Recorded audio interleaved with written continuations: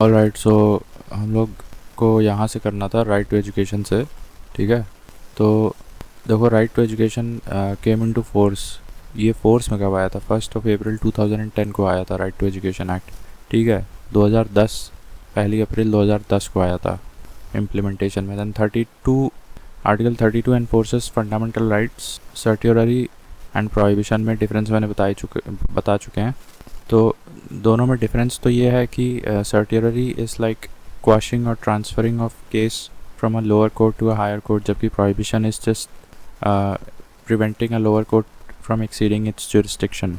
ठीक है, तो ये डिफरेंस होता है, जबकि दोनों में सिमिलैरिटी ये है कि both R post mortem in nature. ठीक है, और 32 एनफोर्सेस फंडामेंटल राइट्स। ठीक है, वो तो हमें पता है। Now a few things about the history of fundamental rights. So the first explicit demand for the fundamental right came in the form of Constitution of India Bill.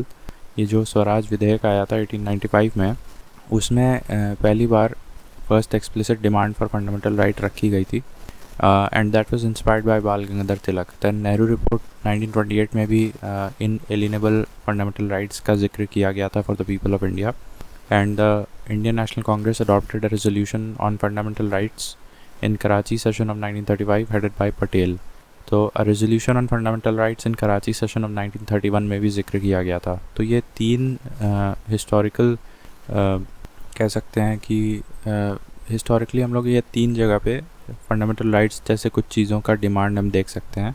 Now originally there were only 10 fundamental duties but currently there are 11। तो originally there were 10 fundamental duties but currently there are 11।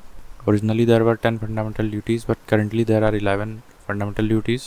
Few members of the Swaran Singh committee, ये Swaran Singh committee के कुछ members देखें अगर तो वसंत साथे, Rajni Patel, S रे, Gadgil, Dinesh Goswami, DP Singh, Stephen अंत्युलय।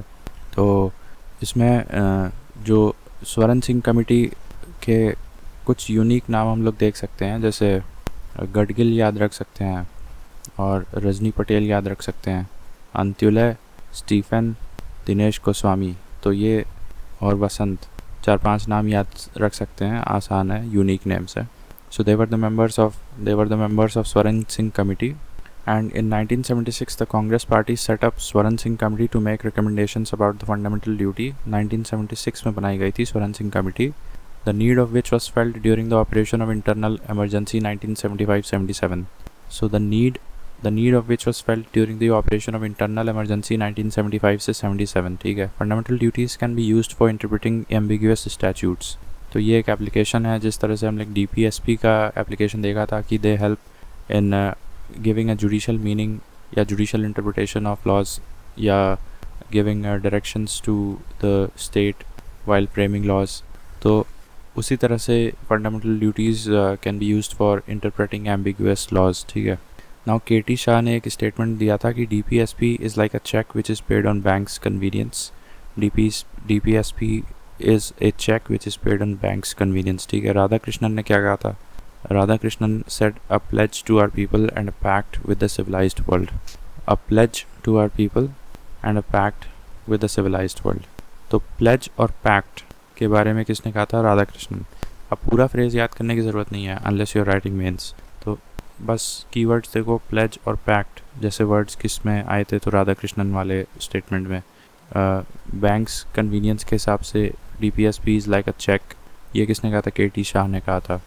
फिर स्वरण सिंह कमेटी में कुछ यूनिक मेंबर्स के नाम थे, जैसे अंत्युलय, दिनेश गोस्वामी और गडगिल, SS रे, वसंत और स्टीफन थे, रजनी पटेल, स्टीफन, अंत्युलय, दिनेश गोस्वामी, गडगिल, रजनी पटेल, वसंत।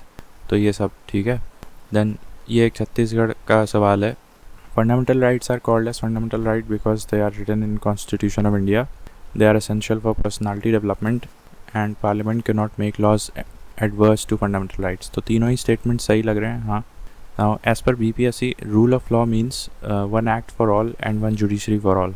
ठीक है, ये सब रटना पड़ता है बिकॉज कुछ सवाल होते हैं which are like specific to a public service commission, तो और वो मानने को तैयार नहीं होते हैं, जबकि this is a very subjective, a lot many subjective meanings can be attributed to this phrase rule of law, but since BPSC ने ये सही माना है तो आगे भी वो ऐसे ही डिस्क्रिप्शन को सही मानेंगे।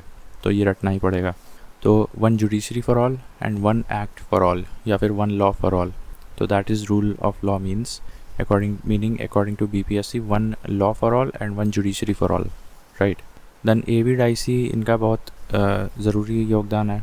इन्होंने रूल ऑफ लॉ कैसे डिफ़ाइन किया? लिमिटेशन ऑफ पावर्स और एब्सेंस ऑफ आर्बिट्ररी पावर्स, ठीक है, equality before law and liberty and civil rights और the primacy of rights of individuals, ठीक है। Primacy of rights of individuals, equality before law and absence of arbitrary powers, इन तीनों को मिला दो तो एवी डाइसी का concept of rule of law बन जाता है, ठीक है। Absence of arbitrary power, primacy of rights of the people and rule of law, that is A V Dicey's concept. इसको लेक्स रेक्स भी बोलते हैं, ठीक है। Now there were 552 princely states of which 549 joined India, whereas the other three, that is Hyderabad, Junagadh and Kashmir, they refused to join India. Later Hyderabad was merged by police action, Operation Polo in September 1948. ये time याद रखना है, September 1948 Operation Polo, whereas Junagadh was merged through a referendum and Kashmir was merged through instrument of accession signed by Hari Singh. तो Junagadh was merged through a referendum and Kashmir was merged through instrument of accession, ठीक है। ये तीन चीज़ें याद रखनी है।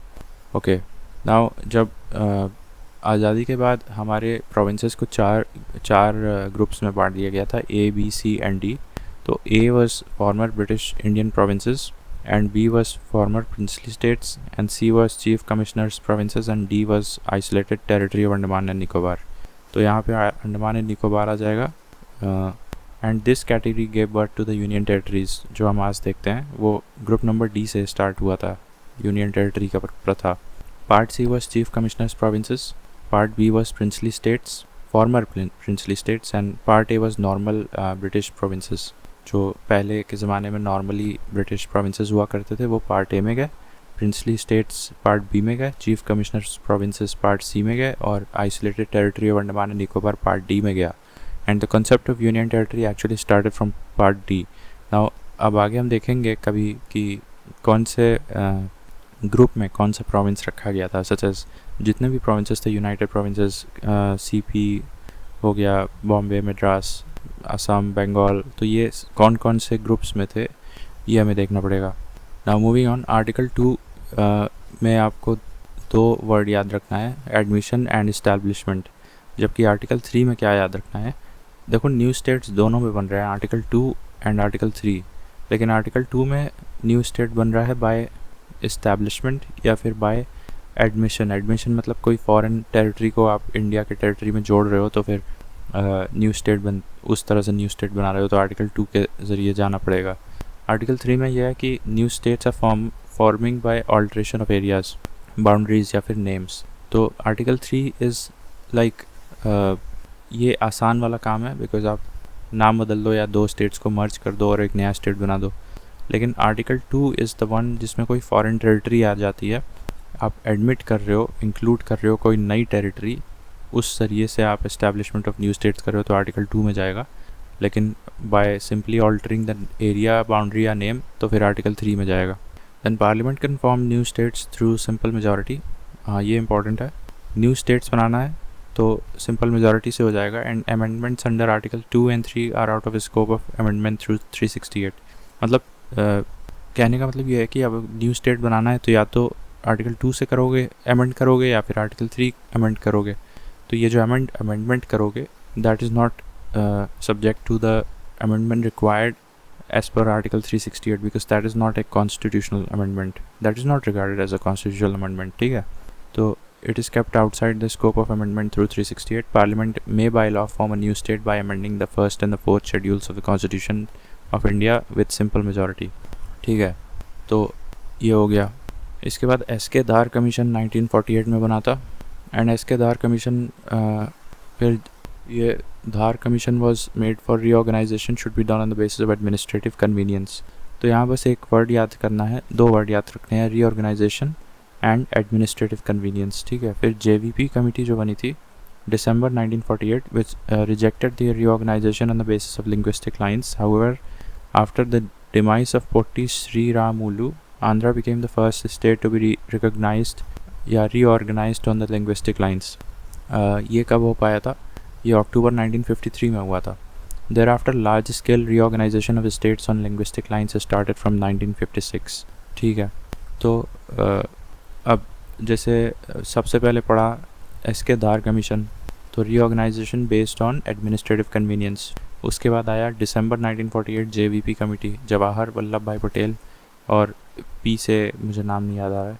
तो JVP committee rejected the reorganisation of states based on linguistic lines. हालांकि ये बहुत समय तक चल नहीं पाया because Andhra became the first state to get reorganized due to this person on the basis of linguistic lines in October 1953। तो ये समय याद रखना है, अक्टूबर 1953 में आंध्रा को रीऑर्गेनाइज कर दिया गया। उसके बाद 1956 onwards large scale linguistic reorganisation of states start हो गया था। तो 1953 में फजल अली कमीशन बना था। अब ये तीसरा हम लोग पढ़ रहे हैं, इसमें दो अन्य नाम याद रखने हैं, एक Panikkar and Kunzru. They submitted report in 1955 on the basis of which States Reorganization Act was passed in 1956। तो फजल अली कमीशन के रिकमेंडेशंस के बेसिस पे ये finally states reorganisation act pass हो पाया था। And Andhra was separated first in 1953 October. Its Telugu speaking region was separated from Madras. तो ये थोड़ा सा डिटेल में याद रखना ज़्यादा ज़रूरी है, किस तरह से आंध्रा को तोड़ा गया, मरोड़ा गया। तो Telugu speaking region of Andhra को सेपरेट किया गया था मद्रास प्रोविंस से। ठीक है, तो दैट इज़ ये तो अक्टूबर 1953 में हो चुका था। लेकिन फजल अली कमीशन जो था, जिसमें पानिक्कर और कुंजरू थे, उनके रिकमेंडेशंस के हिसाब से स्टेट्स रीऑर्गेनाइजेशन एक्ट 1955 पास हो पाया था। तो यहाँ पे हमने 3 कमीशंस पढ़े। एक सबसे पहले धार कमीशन जो एडमिनिस्ट्रेटिव कन्वीनियंस को प्रायोरिटी दे रहा था। उसके बाद JVP committee 1948 which rejected the reorganisation of state based on the linguistic lines. हालांकि they could not go along with this priority for long due to efforts and strikes and protests of Potti Sriramulu. Andhra became the first state to get reorganized in October 1953 and then 1954 में 1953 में ही फजल Ali commission आ गया, जिनके recommendations के basis पे states reorganisation act was passed in 1956। And Andhra का reorganisation कुछ इस तरह से हुआ था कि Telugu speaking area was separated from Madras. ठीक है, तो then detailed case of article 3। Now article 3 पहले तो ये देखो होता क्या है। It authorises the parliament to form new states और alter area boundary names of existing states without the states consent. अब मैंने बताया इसके लिए सिंपल मेजॉरिटी से हो जाता है काम। A bill contemplating the above changes can be introduced in the parliament only with the prior recommendation of the president, and before recommending the bill, the president has to refer the same to the state legislature concerned for expressing its views within a specified period. However, the president is not bound by the views of the state legislature and can reject them.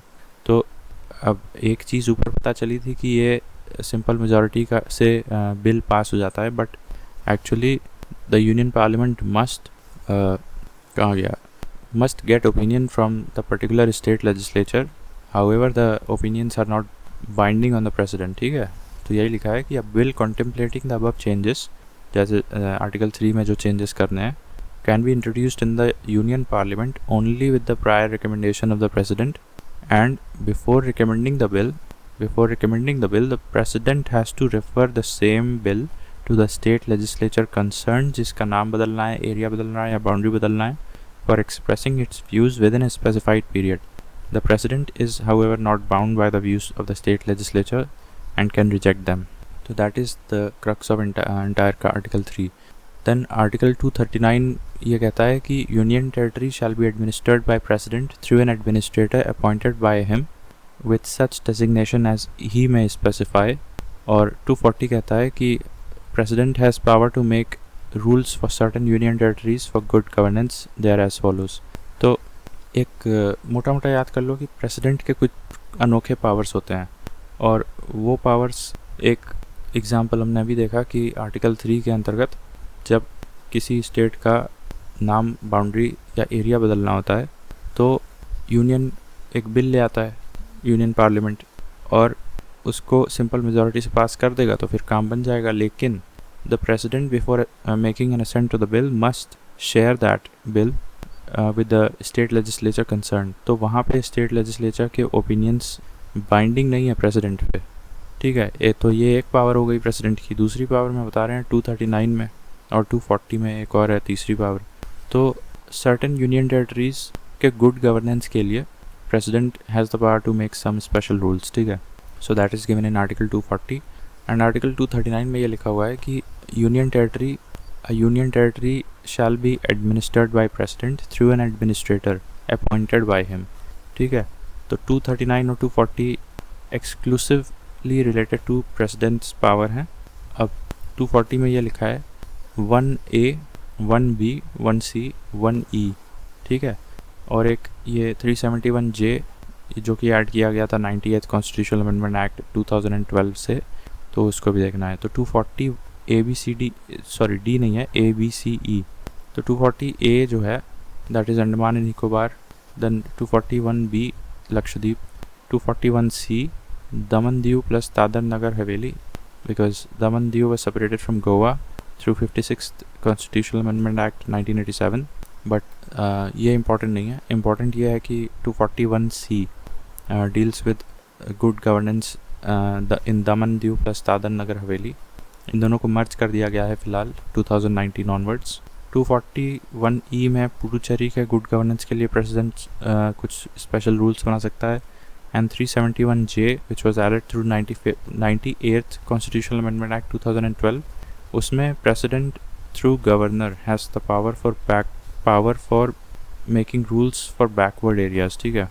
तो अभी तक बात union territory के good governance की हो रही थी, अब बात हो रही है बैकवर्ड एरियाज़, और वो भी सिर्फ हैदराबाद और कर्नाटका रीजन्स के लिए, ठीक है। Backward areas of Hyderabad and Karnataka regions, उसमें बेल्लारी है, यादगिर है, कोपाल है, रायचूर है, बीदर है और गुलबर्ग है।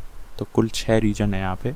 तो 371J 98th constitutional amendment act 2002 के अंतर्गत 6 रीजन आते हैं, 6 बैकवर्ड रीजन्स आते हैं ऑफ हैदराबाद एंड कर्नाटका, जिस पे प्रेसिडेंट कुछ स्पेशल रूल्स बना सकता है।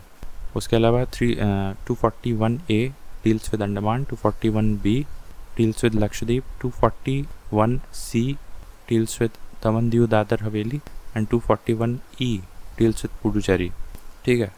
नाउ अब स्टेट्स की बात करते हैं कैसे कैसे बने।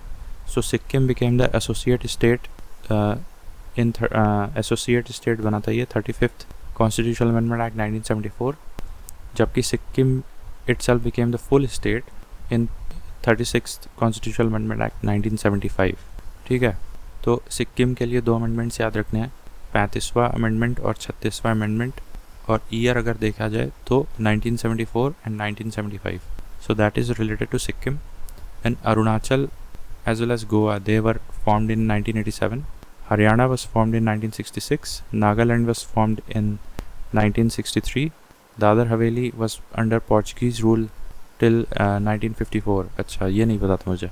दादर नगर हवेली, जिसके लिए अभी हमने क्या पढ़ा, 241B not B C 241C Daman Diu plus Dadar Haveli.